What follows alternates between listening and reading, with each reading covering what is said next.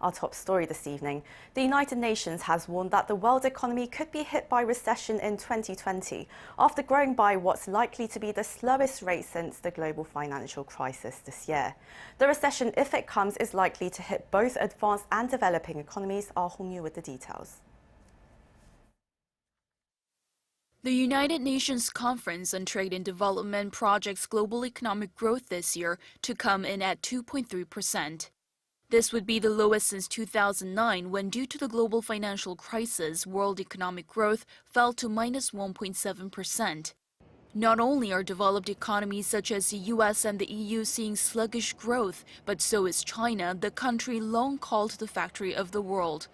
China is doing all it can to keep its economic growth at 6%, but it's hindered by its protracted trade war with the US.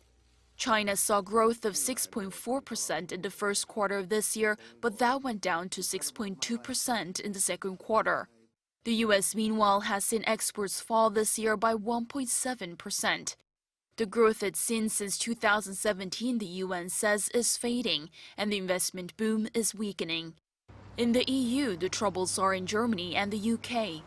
Germany's second quarter GDP growth decreased by 0.1% on year, and there is a possibility of yet another decrease in the third quarter, which would technically mean a recession. The UK faces the possibility of a no-deal Brexit. Meanwhile, one of the countries hit hardest by the US-China trade war is South Korea, which depends highly on exports and especially intermediate goods shipped to China.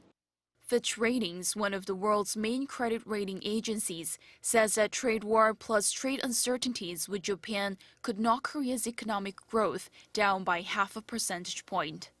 And with downside risk accumulating, Bank of Korea Governor Lee Ju-yeol has also cast doubt on the central bank's projection of 2.2% growth.